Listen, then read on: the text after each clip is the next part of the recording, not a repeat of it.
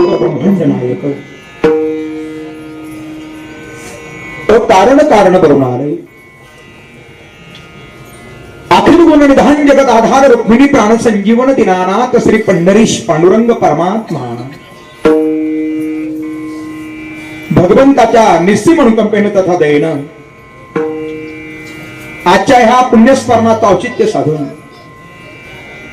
हरिकीर्तन सभेसाठी निवडलेला जो काही अभंग आहे,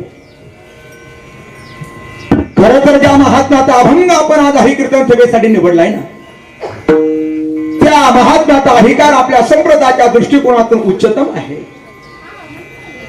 आपल्या भक्ती संप्रदायाचे महामेरू राजा अधिराज शिवछत्रपती शिवाजी महाराजांचे धर्मगुरु आणि संत कोटीतील जगद्गुरु म्हणून विशेष आत्मानं ज्यांचा या जगताला परिचय आहे, असे सकल संत घई सम्राट वैराग्याचे मूर्तिमंत पुतळे, शब्द ब्रह्म शब्द निष्ठ शब्द अशेष आविष्कार कल्पना भास्कर देहू निवासी श्रीमंत संत जगद्गुरु गोपाराय यांच्या गाथारूपी बागेतील 4 चरणाचा असणारा हा अभंग हरिकीर्तन सेवेसाठी तुमच्या समोर गायलेला आहे. बरं, अभंग बहुतेकांना परिचित असेल, काहींना अपरिचित असेल, पण अभंगाचा भाव त्या ठिकाणी फार दिव्य आहे. बाप ह्या जगताला कळावा हा उदात्त भाव जगद्गुरु तुकोबारांच्या अंतकरणामध्ये प्रकट झाला आणि आशा बापाच्या संबंधानं सहज तुकोबारांच्या मुखातून निघालेले हे अमोल किमतीचे असणारे शब्द तथा अमोल किमतीचे असणारे शब्द सुमन काय आहे. बाप आयुष्यभर पिता त्या ठिकाणी मिळवतो, मायबाप कुणासाठी मिळवतो? फक्त डोळ्यासमोर त्या ठिकाणी उद्दिष्ट असतं, माझी लेकरं समाजामध्ये प्रतिष्ठेनं जगली पाहिजे, माझ्या मुलांना त्या ठिकाणी समाजामध्ये मान सन्मान प्राप्त झाला पाहिजे. आणि सर्व त्या ठिकाणी जमवाजमव करत असताना हा पिता स्वतःच्या आजाराचा विचार करत नाही, स्वतःच्या शारीरिक व्याधीचा विचार करत नाही. हा आपलं स्वतःचं शरीर त्या ठिकाणी झिजवतोय फक्त कुणासाठी? बाप करी जोडी लेकुराचे ओढी आपुले करबंडी वाळवणी. आणि मुलं या जागिरीचे वारसदार होतात. बरं, त्या ठिकाणी एकाएकी केला मिरासीचा धनी. काय केलं पित्यानं त्या मुलांसाठी? कडिये वागवणी भार खांदे. त्या पित्याच्या अंतकरणामधला भाव आपल्या समोर प्रकट करत असताना तुकोबारा म्हणतात, मायबाप तो पिता जर आपल्या मुलांना कपडे खरेदी करण्यासाठी गेला, मुलीला जर एखादा अलंकार खरेदी करण्यासाठी जर गेला, ते कपडे तथा अलंकार आपल्या हातामध्ये घेतो. बरं, आणि हातामध्ये घेतल्याबरोबर आपल्या डोळ्यासमोर चित्र उभं करतो, माझा मुलगा ह्या कपड्यामध्ये कसा दिसेल, लेवोन या डोळा पाहे अलंकार. आणि असा पिता आपल्या मुलांसाठी थोर ठेवा प्राप्त करून ठेवतो, ठेवा दावी थोर करोनिया. आणि कदाचित जर मुलावर जर संकट जर येत असेल ना, स्वतःच्या जीवावर हा पिता त्या ठिकाणी उदार होतो. तुका म्हणे नेदी गांधबो अनेकाशी आणि उदार दिवासी आपुल्या. असा हा अभंग त्या ठिकाणी 4 चरणात आहे. आणि अभंगाच्या 4ही चरणाचा अगदी सरळ भाव तुमच्या समोर मांडण्याचा आमचा अल्पसा प्रयत्न होता. प्रस्तुत अभंगाचं चिंतन करण्याच्या अगोदर चाललेल्या कार्यसंबंधानं वक्त्यानं 2 शब्दाचा परिहार देणं हे वक्त्याचं क्रमशः कर्तव्य आहे. पवित्र आपलं श्री क्षेत्र निमदरी मळा पोखरी तालुका पारणे या वस्तीवरती आपण सर्वजण एकत्रित जमलो. एकत्रित जमण्याची भूमिका सर्वांना त्या ठिकाणी ज्ञात आहे.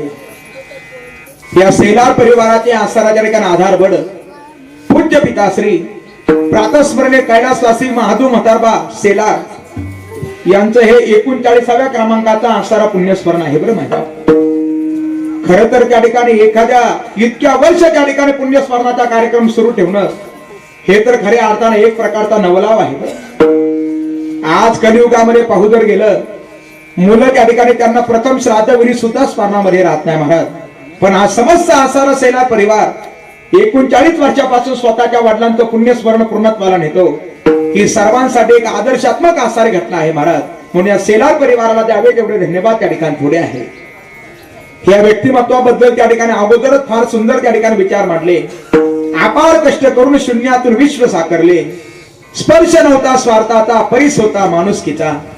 असा असणारे हे व्यक्तिमत्व शून्यातून त्या ठिकाणी ज्यांनी हे खऱ्या अर्थानं एवढं मोठं त्या ठिकाणी निर्माण विश्व निर्माण करणं अशी असणारी ज्यांची त्या ठिकाणी क्षमता, हे व्यक्तिमत्व 39 वर्षापूर्वी काळाच्या पडद्याच्या आड गेलेलं आहे. बरं, तत्पश्चात सकल आसारा हा परिवार, त्यामध्ये गंगा भागीरथी कौसाबाई माधू सेलार, त्यानंतर आसारा गंगा भागीरथी औसाबाई बबन सेलार, श्री गंगाराम म्हातारबा सेलार, श्री तुळशीराम महादू सेलार, श्री परसराम महादू सेलार, श्री डॉक्टर बाबाजी महादू सेलार, श्री रामचंद्र म्हातारबा सेलार, श्री बाळश्रीराम महादू सेलार, श्री सरसराम महादू सेलार, सौभाग्यवती सुंदरबाई गणपत आभाळे आणि सौभाग्यवती लक्ष्मीबाई बाळू वाकळे, 2 आसाऱ्या मुली आणि 5 आसारी ही मुलं, बरोबर आहे. हे 7 भावंड आपल्या पित्याच्या ऋणातून उतराय होत असताना त्यांचे पुतणे असतील, त्यांचे बंधू असतील, सर्व त्या ठिकाणी एकत्रित येऊन आजचा अभिरी पूर्णत्वाच्या दिशेने घेत आहे बरं. आणि त्या संबंधानं या ठिकाणी हे केलेलं हरिकीर्तन सेवेचं आयोजन आहे. पूजनीय वंदनीय आदरणीय प्रातस्मरणीय आदरणीय हरिभक्तीपरायण गुरुस्थानी असणारे दाते सर यांच्या माध्यमातून ही हरिकीर्तन सेवेची जबाबदारी आमच्यावरती देण्यात आली. आणि तत्संबंधानं संबंधानं तुमच्यासारख्या सर्व सज्जन मायबाप श्रोत्यांच्या आरोग्य दर्शनाचा आम्हाला लाभ प्राप्त झाला. हरिकीर्तन सेवा शृंगारित करत असताना सर्वच असणारे या ठिकाणी भजनी मंडळ इतकाई माता भजनी मंडळ या ठिकाणी आमचे सन्मित्र आदरणीय शिंदे महाराज यांचे आसारे सर्व या ठिकाणी विद्यार्थी, त्यांची 2ही आसारी या ठिकाणी मुलं सर्वच उपस्थित आहे. आमच्या बरोबर सुद्धा गायनाचार्य महाराज उपस्थित आहे. कुणा एकाचं नाव घेण्यापेक्षा सियाराममय सब जग जानी करहु प्रणाम जोरी युग पाणी. सर्वांनाच नमस्कार करतो. हा आवाज तुमच्यापर्यंत पोहोचवणारी सुंदर अशी साऊंड सिस्टम सर्वांना धन्यवाद देतो. आई से नमन करोनी सकळा हरि कथा करवी बोबड्या बोला अज्ञानी म्हणून आपुल्या बाळा चालवी सकळ नामा सर्वांच्या चरणावरती आज या मी प्रणाम करतो. आणि जगद्गुरु तुकोबारांच्या मुखारविंदातून निघालेल्या या अमोल किमतीच्या शब्दांचा आपल्याला मागोवा घ्यायचा आहे. बरं, धावत्या वेळामध्ये चिंतन करायचं आहे. आम्हाला येण्यासाठी थोडा विलंब झाला, पण चला 12:30 वाजेपर्यंत कीर्तन करण्याचा आपण काय करूया, प्रयत्न त्या ठिकाणी करूया. बरं, त्या ठिकाणी जरी कीर्तनामध्ये जास्त वेळ गेला तर घाबरे होऊ नका. बरं, त्या ठिकाणी कारण तुकोबारांचं प्रमाण आहे सदा सर्व काळ काळ गणना करी आयुष्याची. सदैव त्या ठिकाणी काळ आपल्या आयुष्याची गणना करतो. बरं, ऐका सर्वजण ऐका. सदैव काळ आपल्या आयुष्याची गणना करतो, पण जेवढा वेळ आपला कथा कीर्तनामध्ये जातो ना तेवढा वेळ त्या ठिकाणी काळाच्या गणनेमध्ये धरला जात नाही महाराज. तेवढं आयुष्य आपल्याला बोनस प्राप्त होत असत. कथेची वेळी आज्ञा नाही, म्हणून त्या ठिकाणी सर्वांनी सर्वांगाचे कान करू नका. अभंग जगद्गुरु तुकोबारांचा आहे आणि अभंग त्या ठिकाणी फार सुंदर आहे. बापाच्या संबंधानं जगद्गुरु तुकोबारा आजच्या अभंगाच्या माध्यमातून आपल्या समोर त्या ठिकाणी चिंतन मांडतात. बरं, कोण आहे बाप? बाप ह्या जगताला कळावा. बापाच्या संबंधानं आम्ही त्या ठिकाणी ऐकलं. बरं, कुणाला म्हणावं बाप? मायबाप ज्याच्यामध्ये जिंकण्याचं सामर्थ्य असून सुद्धा जो आपल्या मुलांसाठी आयुष्यभर पराभव स्वीकारतो ना त्याला म्हणावं त्या ठिकाणी बाप. काय आहे बाप? अरे आजच्या जीवनाचा विचार करणारा पात्र आहे त्या ठिकाणी मायेचं, आणि मुलाच्या आयुष्यभराच्या शिदोरीचा विचार जो करतो ना त्याला म्हणावं त्या ठिकाणी बाप. काय आहे बाप? आणखी एकदा ऐका. अरे लेकराला जर काही जर दुःख जर झालं ना, समोरासमोर लेकराचं दुःख पाहून टचकन जिच्या डोळ्यामध्ये पाणी येतं ना, तिचं नाव आहे त्या ठिकाणी आई. आणि तेच दुःख अंतकरणामध्ये साठवून कुठंतरी एकांतामध्ये जाऊन धुमसून रडणारं पात्र जर कुणाचं असतं ते पित्यातच असतं महाराज. बाप तो बापच आहे. बरं, असा बाप या जगताला कळावा. खरं तर शास्त्रीय दृष्टिकोनातून विचार जर केला प्रत्येकाला 9 पिता आहे आणि प्रत्येकाला 9 माता आहे. बरं, त्या ठिकाणी शास्त्र असं सांगतंय. नाथ महाराज म्हणतात अन्नदाता, अन्नदान करणारा आपला पिता, भयापासून सोडविता, जो भयापासून आपल्याला त्या ठिकाणी बाजूला करतो तोही आपला पिता, बंध विमोचन करविता, बंधनातून मुक्त करणारा तोही आपला पिता, उपनयन करता, ज्यानं आपल्यावर उपनयन संस्कार केले तोही आपला पिता, आणि जन्मदाता. असे 5 पिता मी तुम्हाला सांगितले. बरं, आता 5 माता ऐका. राजपत्नी, राजाची पत्नी आईच्या समान असते. बरं, मित्र पत्नी, स्वतःच्या मित्राची पत्नी आईच्या समान. गुरुपत्नी, स्वतःच्या गुरुजींची पत्नी ही आईच्या समान असते. आणखी नाही का, पत्नीच्या माता, स्वतःच्या पत्नीची असणारी आई ती सुद्धा आपल्याला आईच्या समानच असते. आणि 5व्या क्रमांकाची माय सांगितली जन्मदात्री, जिनं आपल्याला जन्म दिला ती माय. 5 माता आणि 5 पिता आपण त्या ठिकाणी ऐकले महाराज. आणखी 4 शिल्लक राहिले. बरं, गुरु सुद्धा त्या ठिकाणी आपले माता पिता आहे. त्यानंतर श्रुती सुद्धा आपले माता पिता आहे. अहितापासुनी काढिती हित देऊनी वाढविती नाही श्रुती परोती माऊली जगा. त्यानंतर 8व्या क्रमांकाचे माता पिता जर कोण असतील, 8व्या क्रमांकाचे माता पिताचा जर विचार जर केला तर संत हे आपले माता पिता आहे. बरं, तुम्ही संत माय बाप कृपावंत आणि कायमी पतित कीर्तिवानो. आणि 9व्या क्रमांकाचे माता पिता सर्वांना ज्ञात आहे महाराज. 9व्या क्रमांकाचे माता पिता प्रमाण सर्वांना पाठ आहे. बाप आणि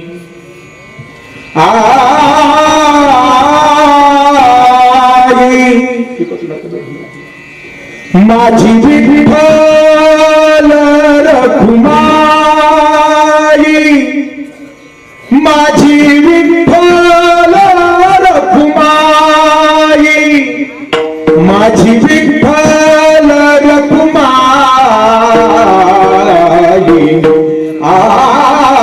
माझे माझे माहेर पंढरी, माझे माहेर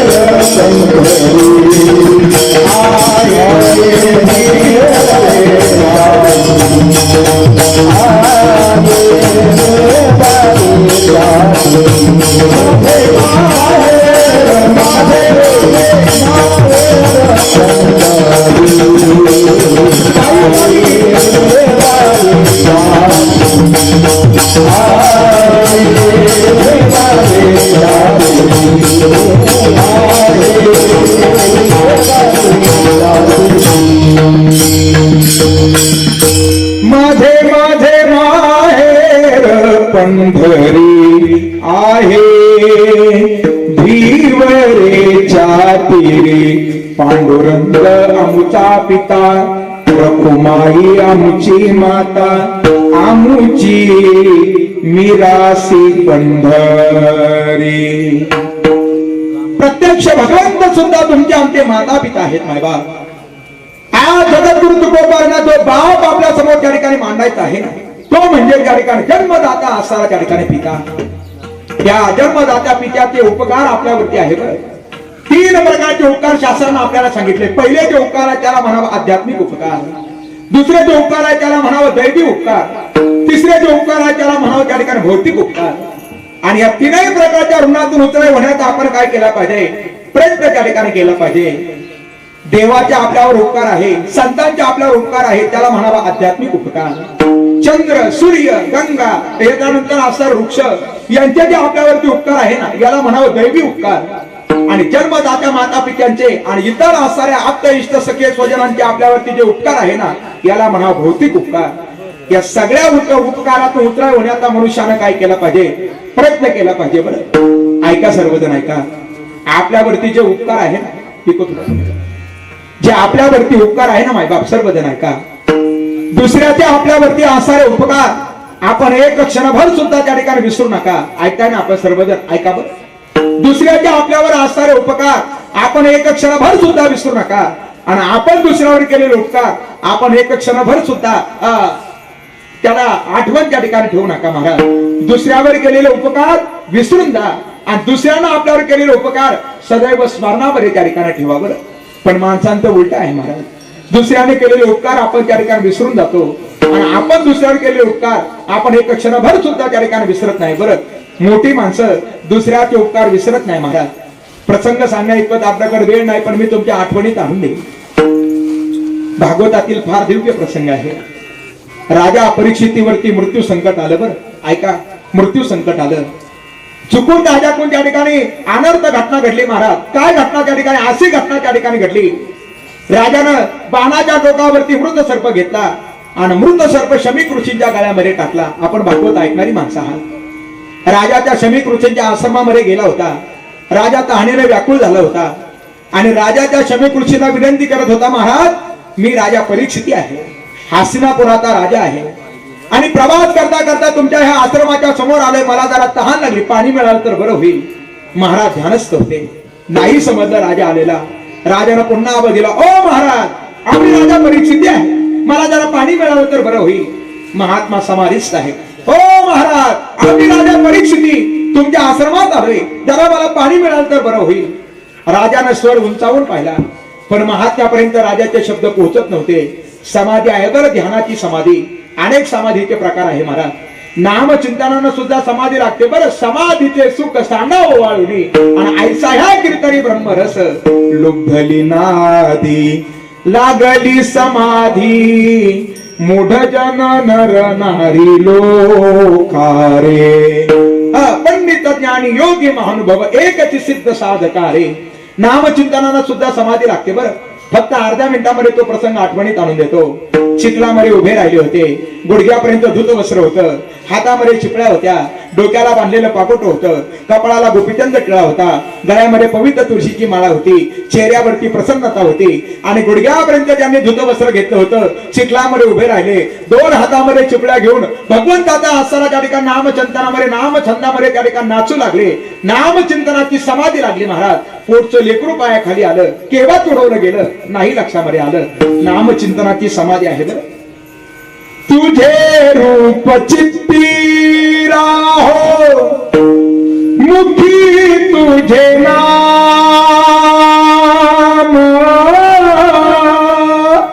देह प्रपंचाचा दास सुखे करू काम, सुखे करू काम. तुझे रूप चित्ती राहो पांडुरंग पांडुरंग पांडुरंग पांडुरंग.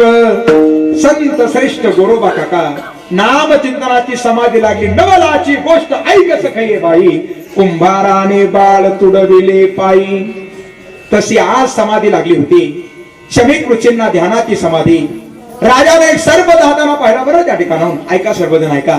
सर्प त्या ठिकाणाहून चालला होता. काय केलं राजानं? तो सर्प बाणाच्या टोकानं पहिला मारला, आणि तो मृत सर्प उचलला आणि शमीक ऋषींच्या गळ्यामध्ये टाकला. त्यांचा मुलगा शृंगी आला, त्यांनी राजाला शाप देऊन टाकला. राजानं सर्वात स्वतः त्याग केला, आणि राजा गंगेच्या काठावरती गेला. भागवतामध्ये हा प्रसंग फार दिव्य आहे माय बाप. समजलं राजाला आता मला मारायचं आहे. कितव्या दिवसानंतर मारायचं होतं राजाला? कितव्या दिवसानंतर? 7व्या दिवसानंतर मारायचं होतं. याचा अर्थ असा आहे, राजाला एक शाश्वती होती महाराज. 7 दिवसामध्ये माझा मृत्यू होऊ शकत नाही. राजाला होती ना शाश्वती? आपल्याला तेवढी तरी आहे का? आहे का शाश्वती? कोणी छातीला हात लावून सांगू शकतो का? उद्याचा सूर्योदय मी पाहणारच आहे. कोणी सांगू शकतो का? नाही ना कोणी सांगू शकत महाराज. हे दुनिया है हकीकत पुरानी, चलते रुकना है उनकी कहानी. नाम रह जाएगा नाम रह जाएगा नाम रह जाएगा आदमी का, क्या भरोसा है इस जिंदगी का. ही तर कवी कल्पना आहे बरं. पण त्या कवीनं या गीत आपल्या समोर सादर करत असताना पहिलं प्रमाण वाचलं. क्षण भंगूर नाही बरवसा, फारे सावर तोडा माया अशा. काही न चले मग गळा पडेल फासा, पुढे ओशार थोर आहे ओळ सागा. म्हणून त्या ठिकाणी क्षणाचा सुद्धा भरवसा नाही बरं. श्याम के बाद होता सवेरा, अंधियारा के बाद रोशनी. पाव फूलों से रखने से पहले तुझको कांटों से चलना पड़ेगा. हे जिंदगी एक किराए का घर है, एक ना एक दिन बदलना पड़ेगा. मौत जब तुझको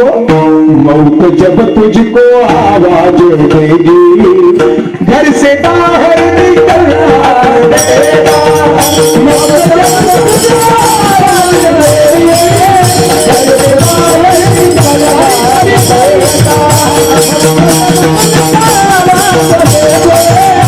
से बाहर निकलना पड़ेगा.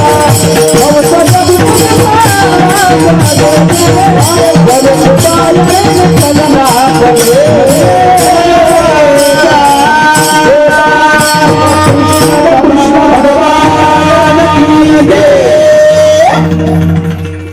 असेल तर दोन हात वर करून भगवंताची शरणागती स्वीकार जा.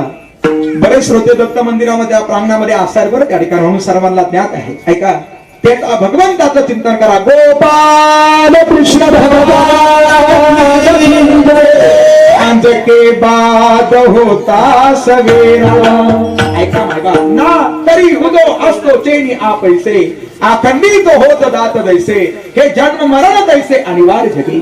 असो, राजाला मृत्यू समजला, राजाने सर्वस्वाचा त्याग केला. हा याच्यामध्ये आपण रमलोय बरं त्या ठिकाणी. मला फक्त उपकार तुमच्या समोर सांगायचे आहे. तीन प्रकारचे उपकार सांगत असताना आपण भौतिक उपकाराचा विचार करतो आणि उपकार आपण कुणाचे विसरायचे नसतात, एवढा मुद्दा मी तुमच्या समोर सांगतोय. राजा सर्वांना त्या ठिकाणी सांगत होता बरं. काय सांगत होता राजा? सर्वस्वाचा त्याग केला आणि राजा म्हणत होता मी पाप केलंय, हो पाप केलंय मी, खरंच ना माझ्याकडून पाप घडलं, कोणीतरी माझ्या उद्धाराचा मार्ग सांगा. माणसाने पाप प्रगट केलं पाहिजे बरं. ऐका मायबाप, पाप प्रगट केलं पाहिजे. माणसं काशी केलेली सांगतात बरं, गडबड करू नका सर्वजण, जे ते आता बसतील सर्वांनी माझ्याकडे लक्ष द्या. माणसं काशी केलेली सांगतात, पण केलेली काशी कोणीच सांगत नाही. ज्याला कळेल त्याला कळेल, ज्याला नाही कळेल त्याला बाबा काय करेल, सोपं आहे. माणसं काशी केलेली का सांगतात बरं त्या ठिकाणी. माणसं पाप त्या ठिकाणी प्रगट करत नाही.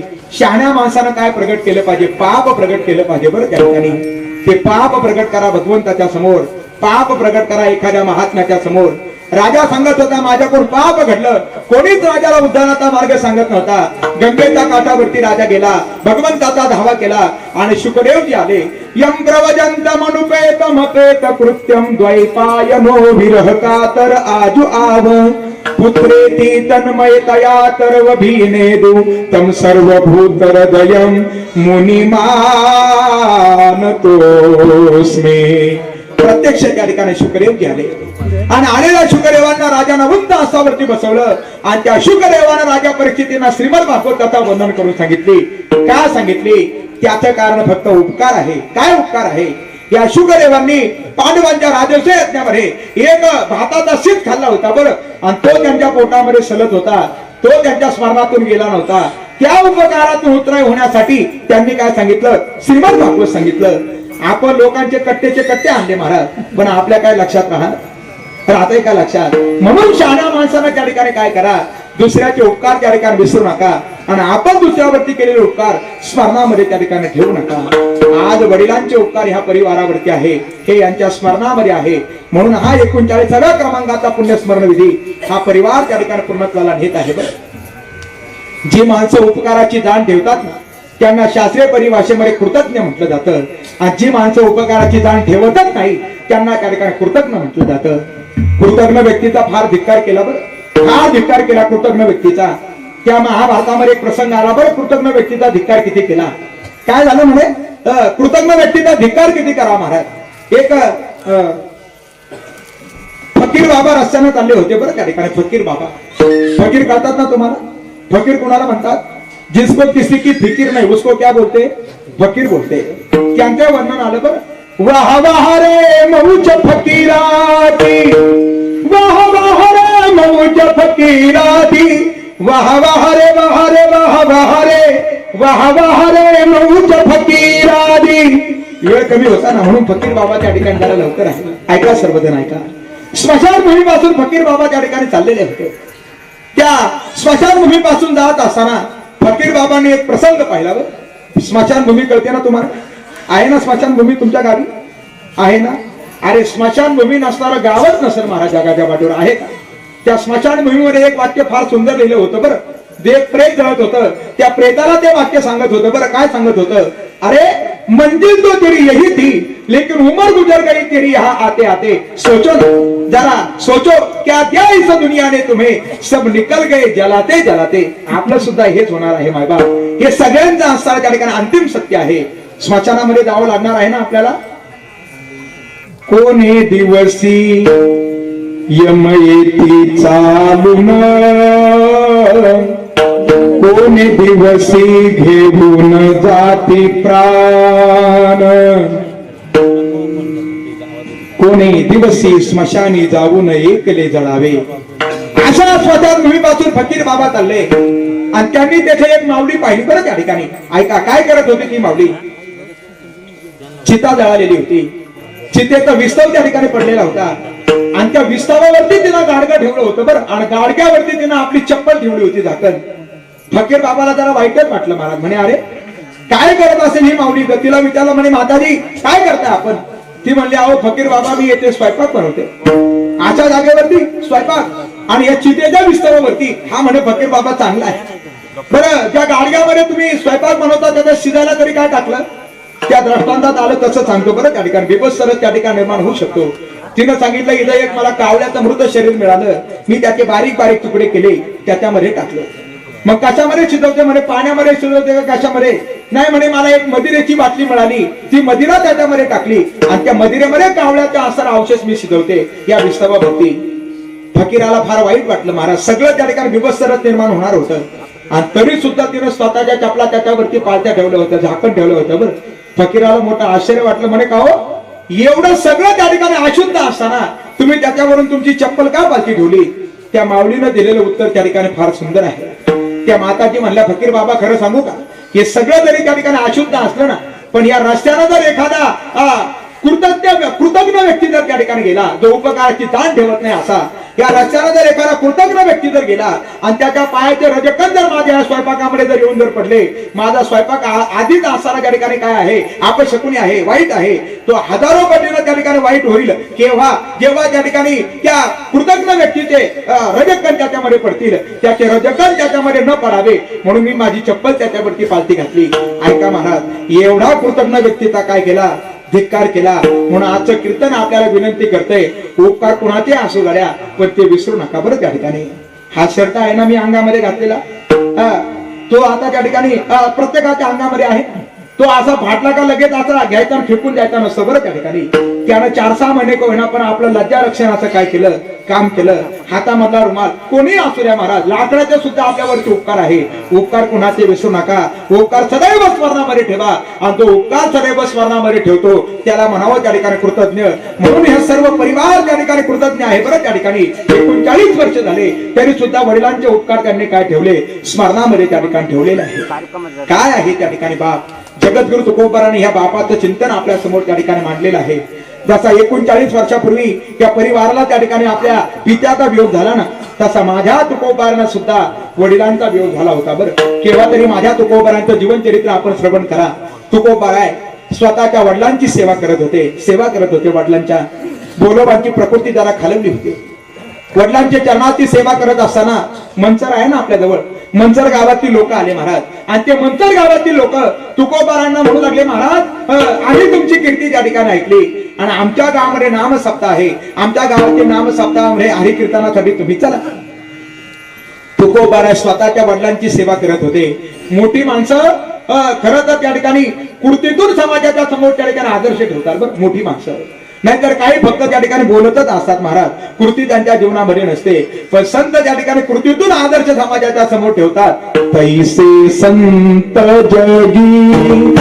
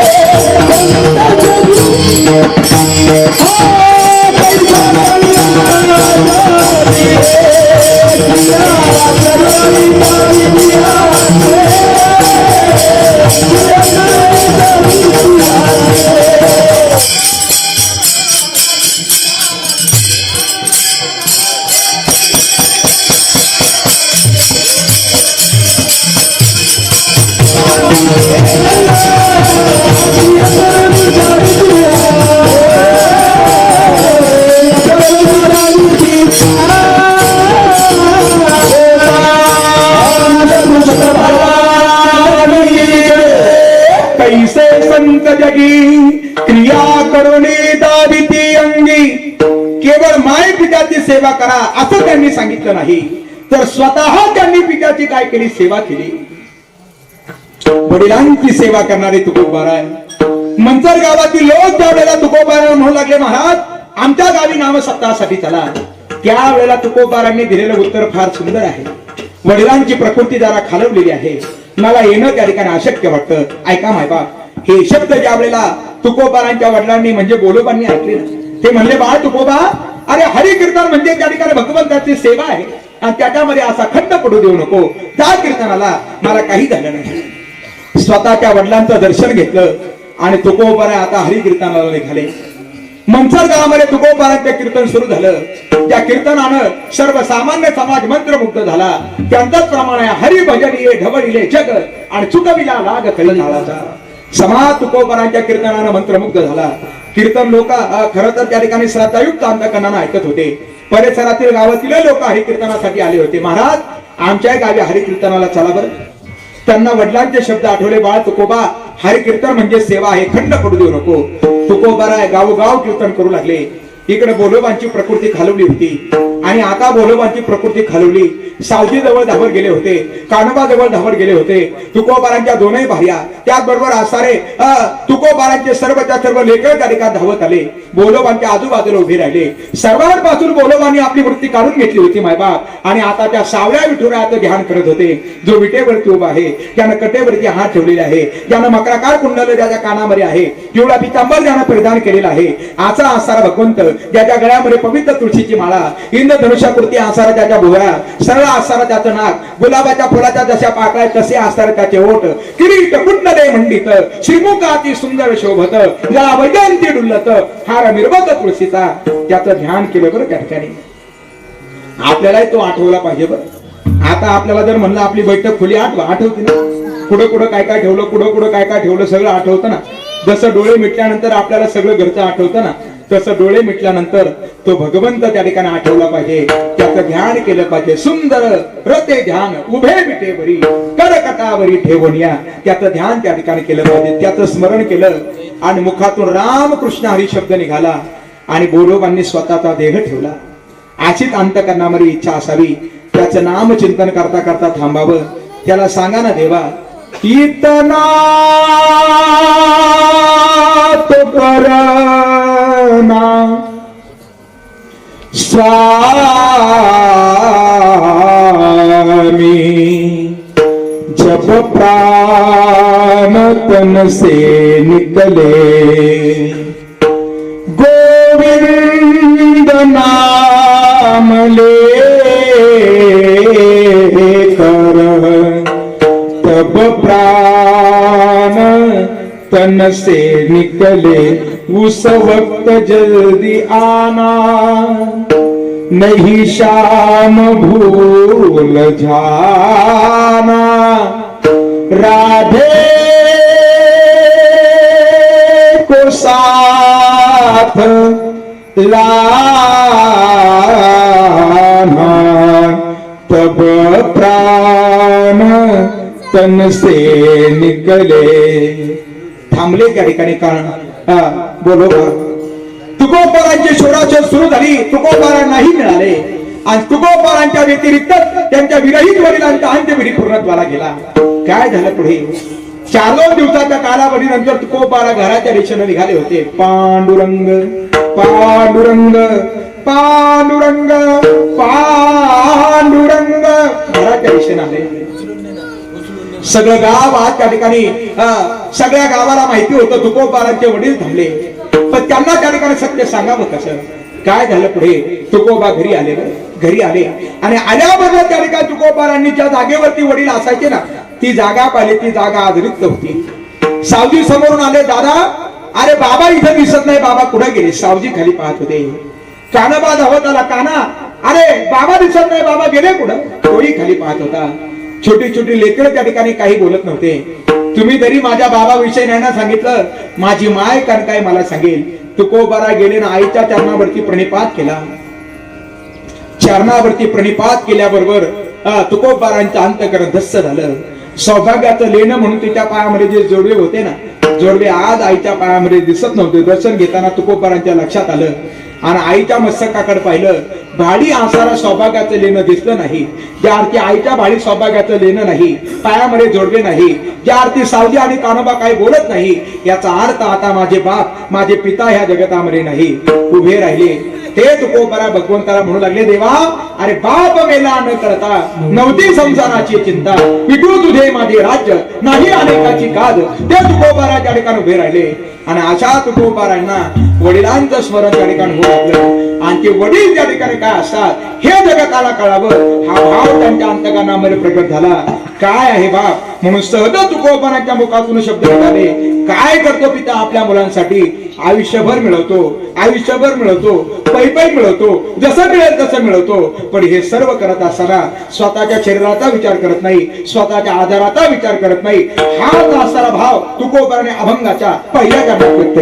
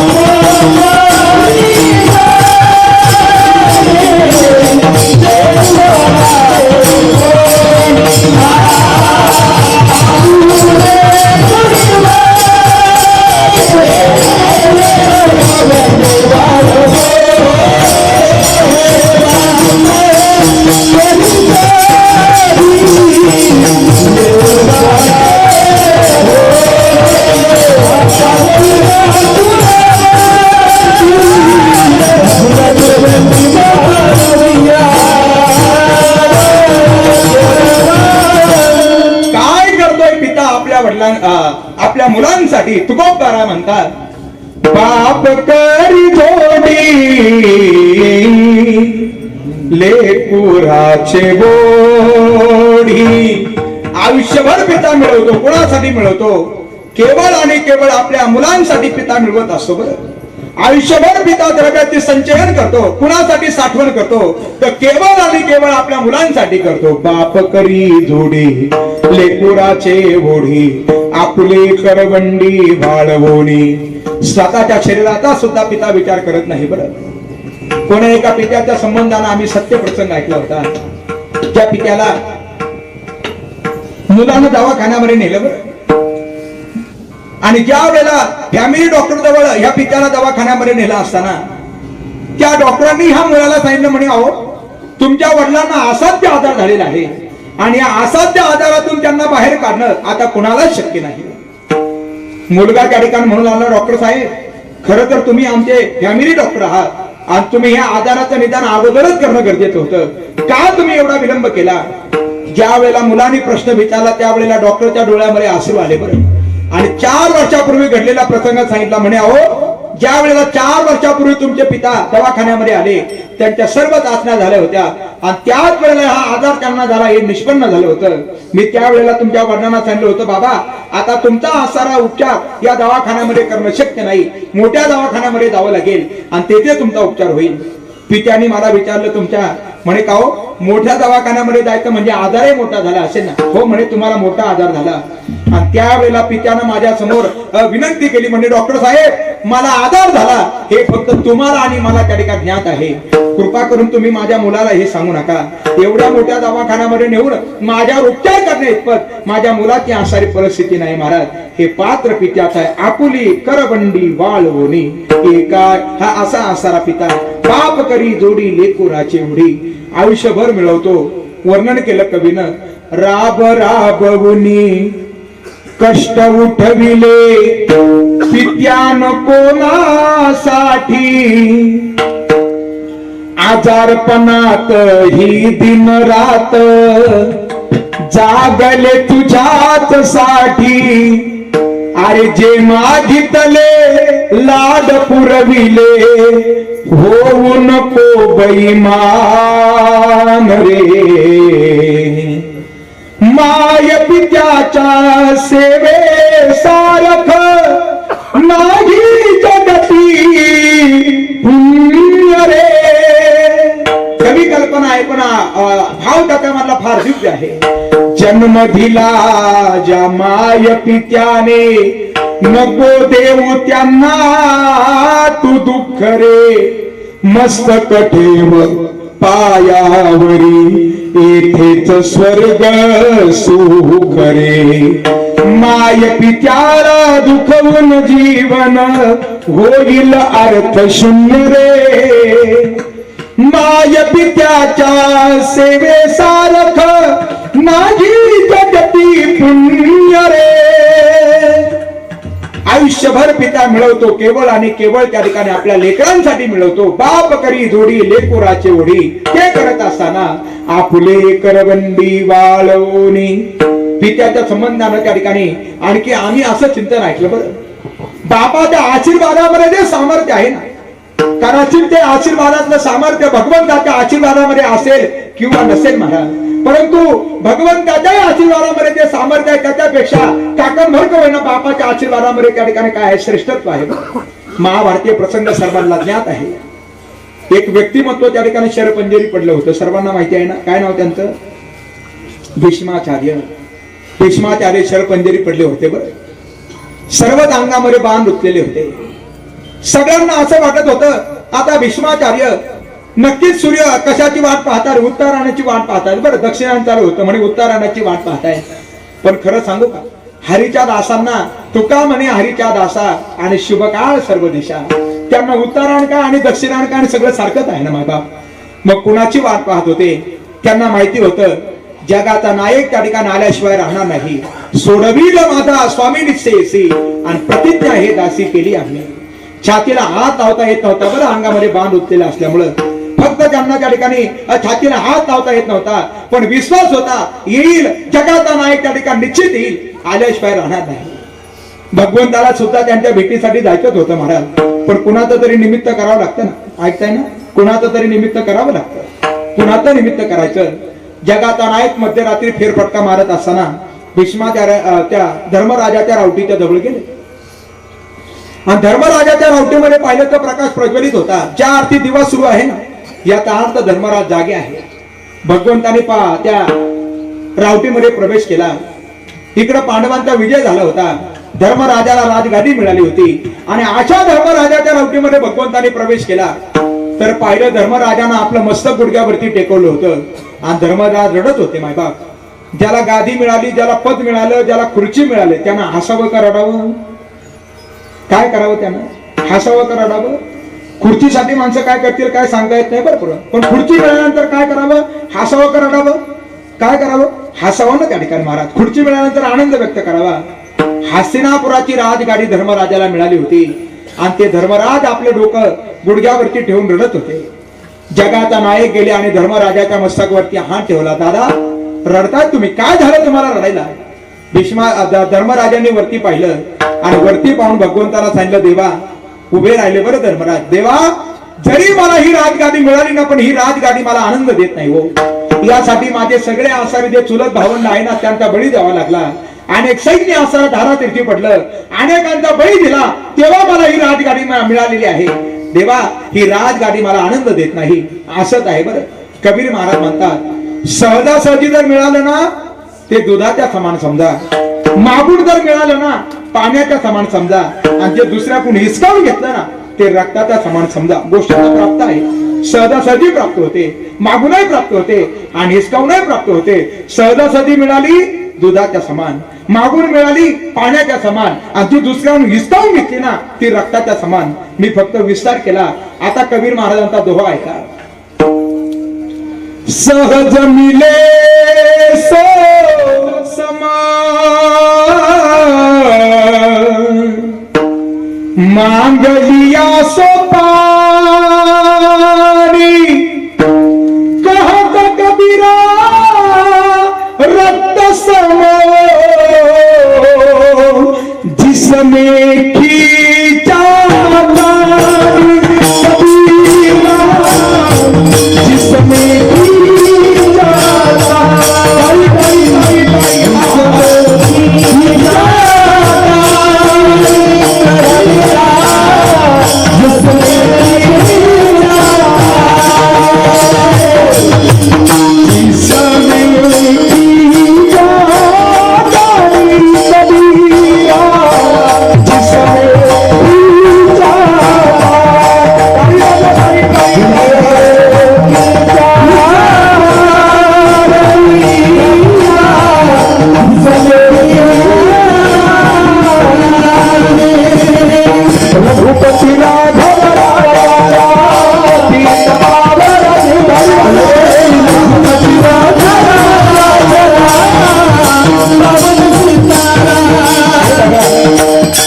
ज्यांना शक्य असेल ना त्यांनी हाताने टाळी वाजवून भगवत नामचिंतन करा. टाळी वाजवली तर आपल्या भाग्यरेषा बदलतात, आणि नामचिंतन केलं का पापाचे डोंगर जळून जातात. दोन्ही फायद्यात आहे. वैज्ञानिकांनी आपल्या समोर खऱ्या हातानं स्पष्ट केले. दिवसभरामध्ये 200 टाळ्या जर भगवत नामचिंतनामध्ये वाजवल्या त्याला हृदय विकाराचा आता आजार होत नाही बरं, म्हणून तरी वाजवा. प्रेमा हा रघुपतीला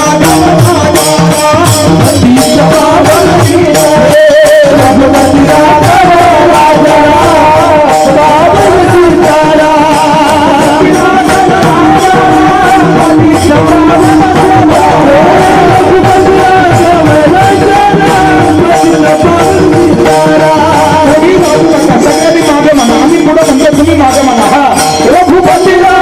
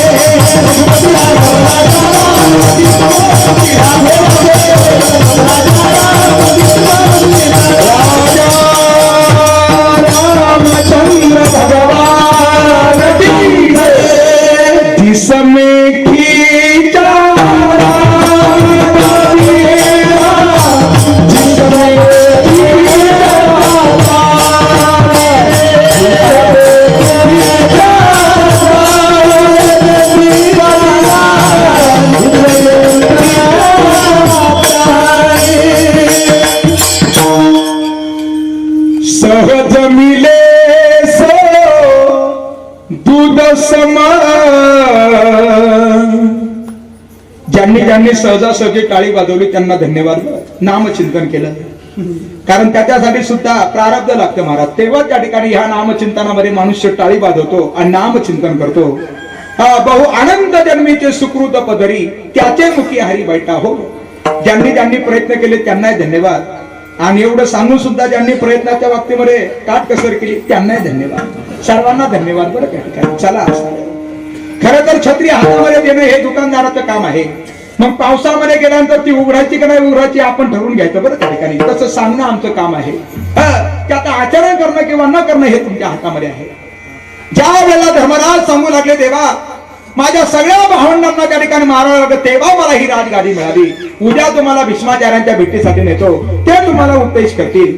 आणि अशा भीष्माचार्यांच्या भेटीसाठी गेले. बरं 12:12 झाले होते. पोहोचले बरं त्या ठिकाणी.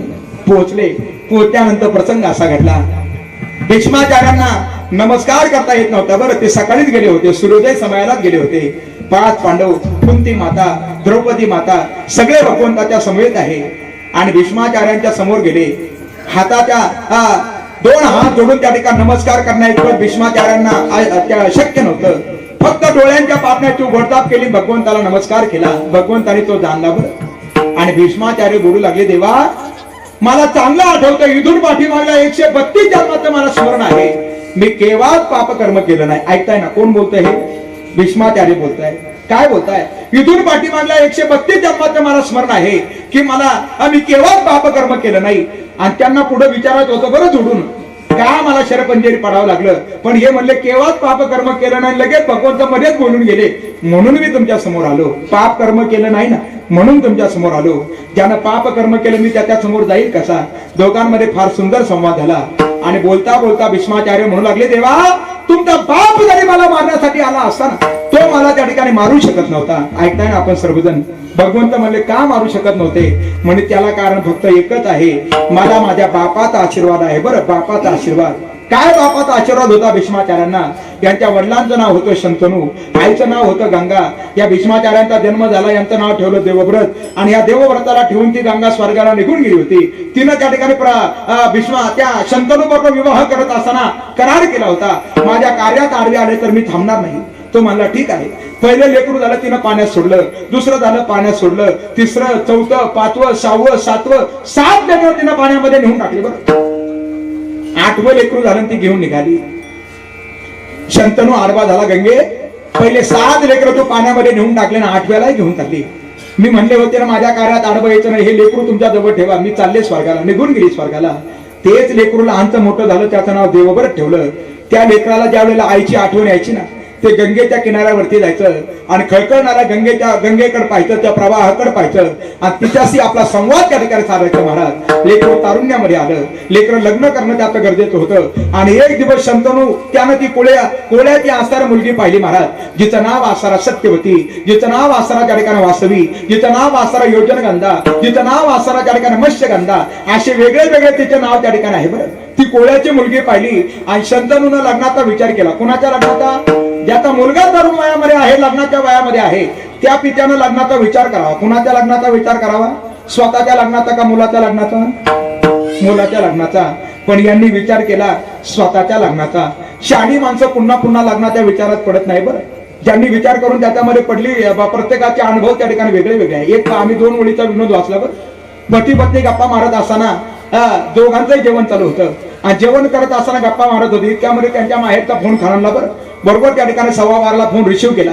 पत्नीला त्या ठिकाणी फोन उचलला आणि पत्नी रडू लागली. महाराज हे पाहत होते, यांचाही घास मुखापर्यंत गेला होता, त्यांनी तसाच ठेवला. काहीतरी आघटित घडलं, कळलं बरं त्यांना कळलं. तिनं फोन ठेवला. हा म्हणला झालं तरी काय? ती म्हणली फारच वाईट झालं. म्हणलं नेमकं झालं तरी काय? म्हणे जे भूदेव आहे ना ब्राह्मण बुवा, ज्यांनी आपलं लग्न त्या ठिकाणी लावलं होतं 35 वर्षापूर्वी, आज सकाळी त्यांचं काय झालं, निजधाम गमन झालं. ते वैकुंठाला गेले, त्यांचा शेवट झाला. मग यानं शांत राहायचं ना महाराज. हे लगेच बोललं मग बरोबर आहे, त्यांच्या वाईट कर्माचं फळ एक ना एक दिवस त्यांना भेटणारच होतं.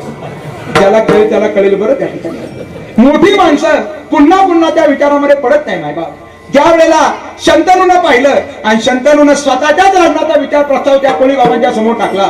कोळी बाबा म्हणले माझी मुलगी मी द्यायला तयार आहे, पण पहिलं काही सांगा ना तुमचं काय लग्न वगैरे. पहिलं म्हणे झालं होतं, पत्नीनं करार केला, ती निघून गेली. तिच्यापासून काही संतती 7 लेकरं तिने तर पाण्यात टाकले हो, पण 8वं लेकरू आहे. कोळी बाबाचे डोळे लालबुंद झाले. वा, पहिल्या पत्नीचा मुलगा राजगाडीचा स्वीकार करेल आणि माझ्या मुलीचे मुलं सर्व त्याचं दाशिवत करतील. नाही, माझी मुलगी देत जा, उठा, चालायला लागा.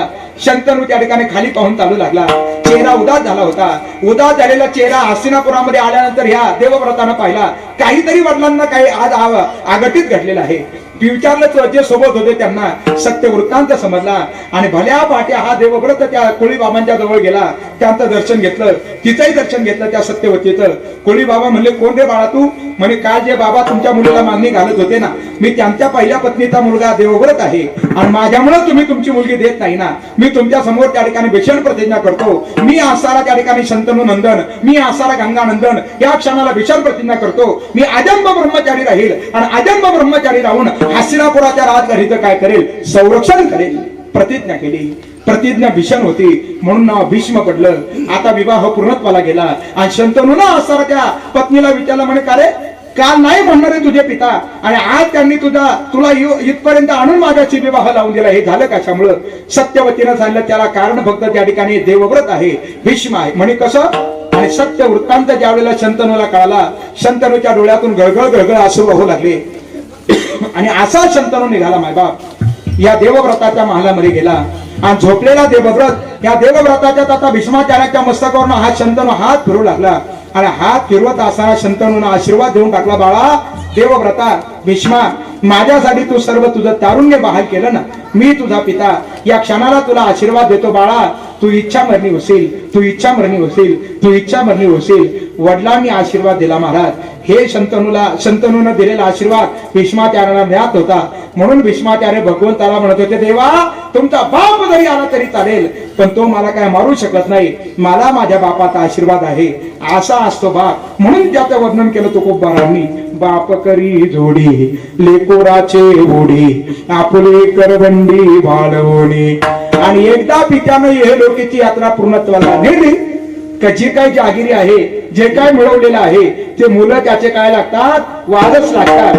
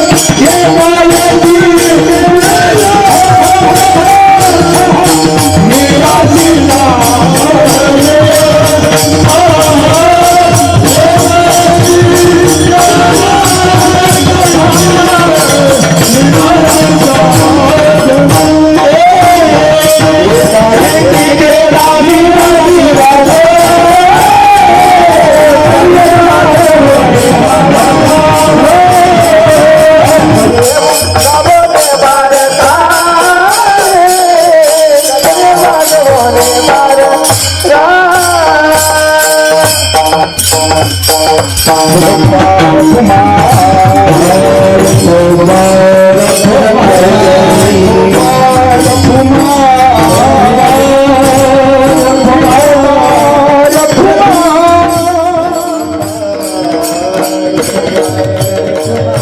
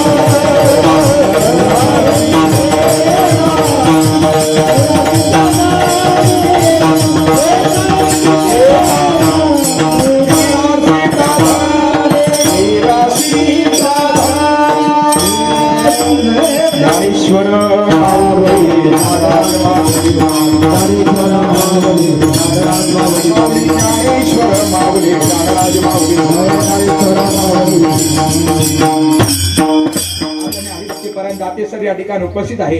त्यांनी सुद्धा ही परंपरा आपल्या पित्याच्या संबंधानं अविरतपणे त्यांची सुद्धा त्यांच्या परिवाराच्या वतीनं सुरू आहे बरं. त्या ठिकाणी ते सुद्धा आपल्या वडिलांचा पुण्यस्मरण विधी प्रति आसारा मला वाटतं फेब्रुवारी मध्ये आपला पुण्यस्मरण विधी येतो प्रतिवर्षी. त्या ठिकाणी ते सुद्धा काय करतात पूर्णत्वाला नेतात आणि त्यांचाच नातेवाईक असणारा हा शेलार परिवार त्यांच्याकडे आसारी वाखणण्याजोगी गोष्ट आहे. असो त्या माध्यमातून हरिकीर्तन सेवेची जबाबदारी आदरणीय सरांच्या माध्यमातून आमच्यावरती सोपवण्यात आली होती. सर्वांच्या दर्शनाचा या ठिकाणी आम्हाला लाभ प्राप्त झाला. उपस्थित असणाऱ्या सर्व त्या ठिकाणी गुणीजन, उपस्थित असणाऱ्या सर्व त्या ठिकाणी छोटे छोटे महाराष्ट्री सर्वांना ह्या व्यासपीठावर मी पुनश्च एकदा काय करतो प्रणाम करतो. परिसरातील गावातील सुद्धा भजनी मंडळ या ठिकाणी उपस्थित आहे बरं. त्यांना धन्यवाद देतो. ज्यांनी हा आवाज तुमच्यापर्यंत पोहोचवला त्यांना धन्यवाद देतो. या कार्यक्रमाचा प्रत्येक क्षण ज्यांनी आपल्या व्हिडिओ शूटिंगच्या द्वारे रेकॉर्डिंग करून ठेवला त्यांना या ठिकाणी धन्यवाद देतो. काय आहे बाप, फक्त एकच काव्य आम्ही ऐकलं, केव्हा तरी आपण ऐकलं असेल पण ऐका पुन्हा एकदा. बापाच्या संबंधानं ज्यानं आपल्या पित्याला आपल्या डोळ्यासमोर उभं करा. काय आहे पिता? बाप स्वाभिमानी बाळा रे, बाप कणखर कणा त्याच्या काळ जात सुद्धा लाजाळूची संवेदना, त्याची पहाडाची छाती त्याचे हृदय गुलाब, त्याच्या घामाच्या थेंबात हिऱ्या मोत्याचा रुबाब. बाप तलवार ढाल, बाप पेटती मशाल, बाप जागतो म्हणून घर झोपते खुशाल. बाप म्हणजे रे जणू वाल्या कोळ्याची जमात, त्याच्या पापामध्ये नाही कोणी वाटेकरी होत. उलाढाली करतो हा बाप कुणासाठी, दोष साऱ्या जगताचे बाप घेतो आपुले माथी. बाप म्हणजे रे कसा जसा पाण्यातला मासा, त्याच्या डोळ्यातला थेंब तुला दिसेनारे कसा. आश्रू साठवी तो बाप फक्त एका क्षणासाठी, जन्मभराचे रडतो लेक जाताना सासरी. भोसरीचे कवी आहे बरं, त्यांची आसार ही कविता फार सुंदर आहे. अशा पित्याच्या संबंधाने त्यांनी केलेले हे वर्णन आहे. आणि त्या पित्याच्या ऋणातून उतराय होत असताना आजचा हा विधी असं असणार. या विधीच्या माध्यमातून प्राप्त होणारं पुण्य बाबा त्या ठिकाणी असेल त्यांना त्या ठिकाणी काय व्हावं, प्राप्त व्हावं एवढी सरिता या क्षणाला व्यक्त करू आणि ही सेवा भगवत चरणी समर्पित करू. विठ्ठल जय जय विठ्ठल.